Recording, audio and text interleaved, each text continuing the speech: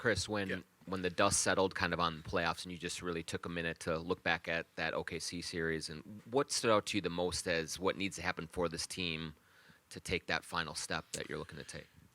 Yeah, I think when you get to that point in time, it's kind of really your your fatal flaws rise to the top, right? And we just have to be better in a lot of little areas and habits. Certainly, ball control, if you will. Turnovers were too high, and a team like that just kind of feasted on it, and they were able to flip a game and therefore flip the series on us pretty quickly. Just being able to execute a little bit better. Certainly get to a point where we can get maybe Julius and Ant some easier shots too in that execution when there's so much pressure and so much defense loading up against them. And what do you think will be a key for having success with Julius and Nas defensively when Rudy's off the floor? Yeah, that's one of our challenges. Was one of the things we know we have to get better at is our second unit or our non-Rudy defense. We have a pretty good body of work from last year. We feel like we know what might work. I think it's going to be a collective effort and a mindset switch when that happens. But we can't just completely reinvent ourselves either. That's very hard to do. So I think it's again like a little bit more on the ball kind of discipline. I thought last season, like at times our ball contained defense was really good, and at times it was really poor. It felt like it was never really consistent. That's going to have to be on point, whether Rudy's on the floor or not. Then how we build our help, maybe tighter in the gaps. Maybe we have to just kind of shrink the paint in all the ways that you can. So. A pretty clear top three in assists for you guys last year were Julius, Ant, and Mike Conley. Yeah. Do you expect that to change at all? No, not really. I think that feels about right. I do think that we can get a little bit more playmaking out of Jaden. I think Dante, can pick up some assists in the flow. But of course, Rob and the guys that come off the bench might get a chance to add to that. But I think those guys will still lead us because the usage will be there for them. So. Your conversations with Rob this summer and what the organization wants to see out of him this season, what are maybe the one or two things that you want him to focus on the most that's going to get him playing time and maybe allow him to grow his game? Yeah, well, I think the non-negotiable is competing on defense, and I thought he did that last year. I thought that's probably where I felt he had the best kind of growth in his game was just his ability to go out there and fight and kind of learn and just navigate some tough circumstances at times. Offensively, that'll be where we really can use what he has to offer, and that is create pace. We got to increase pace in our play. Get to the heart of the defense and create shots for his teammates. Really, I think the playmaking is what we probably need for him more than anything else. The scoring will come secondarily, and we need that change of pace guard. And so if he leans into that and gets really good at those things that he can already do well, then he should be fine. Chris, it seems like the Nikhil role, at least in part, will be repurposed to some guys who weren't consistently in the rotation, recently drafted players. This seems interesting with your recently drafted players as they're like 18, 19, or like 24, 25. As a coach, when a player is inexperienced in getting gameplay, how is it different managing a literally younger player versus an older player like Terrence or Jalen or some of your two-way guys? Well, I think the first thing is those younger players need to figure out who they need to be and who they are as players, right? I think that's part of the process that you have to kind of accommodate for. And generally a guy who's older, 24, 25, even 23, he has a better sense of who he is as a player and what he does well, and kind of leans into that a bit more.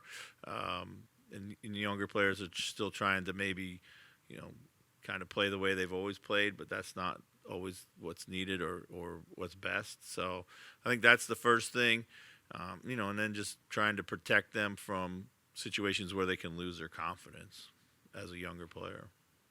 Coach, what's the next step in Anthony Edwards' game that you want to see him grow the most in?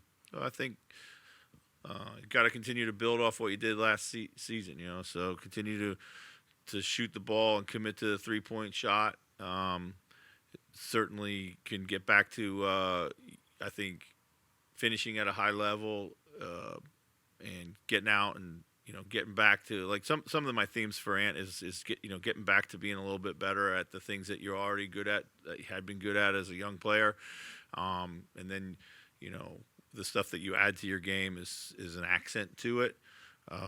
Closing games, certainly, we went through a lot of lessons last year where we had a lot of opportunities to learn closing games. That's got to be one. And also just, continuing, I think, develop his playmaking and understanding how to manipulate the floor with the ball in his hands. I think he's got a really good feel for that now, having been through it a couple years. Now he's just got to execute and complete the plays that are there in front of him. And then just, continue to be that every night player at a high level that we know he can be, which is what you need to do if you want to be MVP in this league. And I certainly think he's got the DNA for it. He just has to really fully embrace it.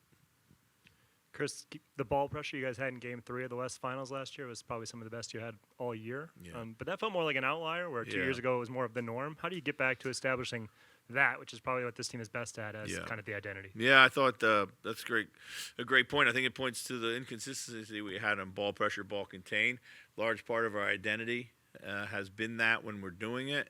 As you can see around the league, they're allowing it more, so you have to kind of take advantage of it.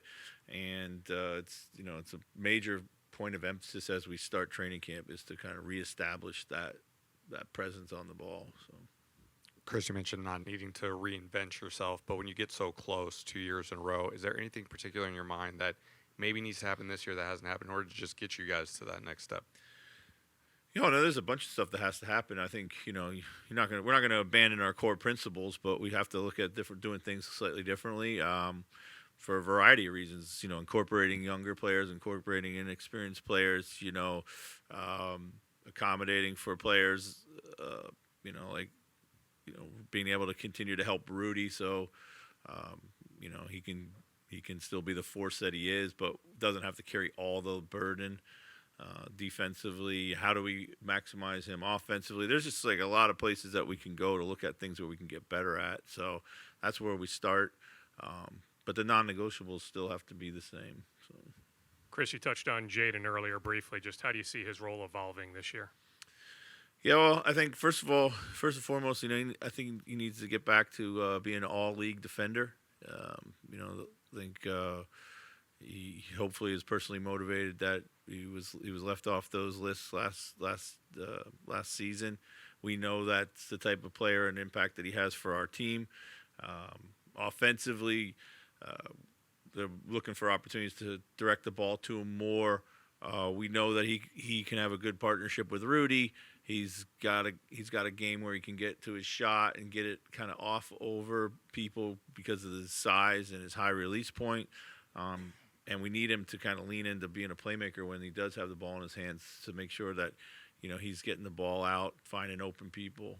So Continuity's been a term thrown around a lot this summer. From like a head coaching perspective, just how valuable is it to be able to try to build off of what mostly the same guys from last year did, rather than trying to go around the room and kind of reintroduce new guys to new teammates?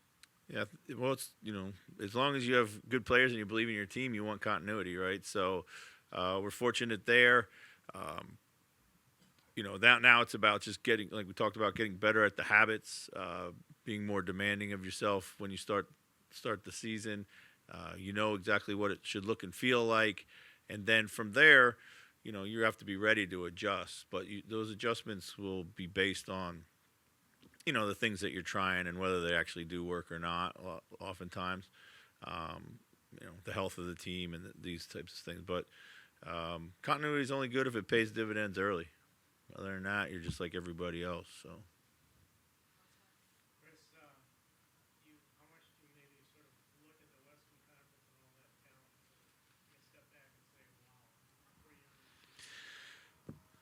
Not too much. I mean, I know it's there. It's not going away. But focus mostly on ourselves. It's really kind of hard to predict. I think you have a feeling of how you might be as a team. It's really hard to predict sometimes how that stacks up against such a tough landscape of the West. I do believe that it just continues to get harder and harder. And I do believe that again, like a 42-40 record in the West might be really, really good, depending on how it shakes out. If there is this as much parity as there could possibly be, and seemingly the West gets harder. I don't know how it happens, but every year it just feels like it gets a little harder or a little deeper. Thanks.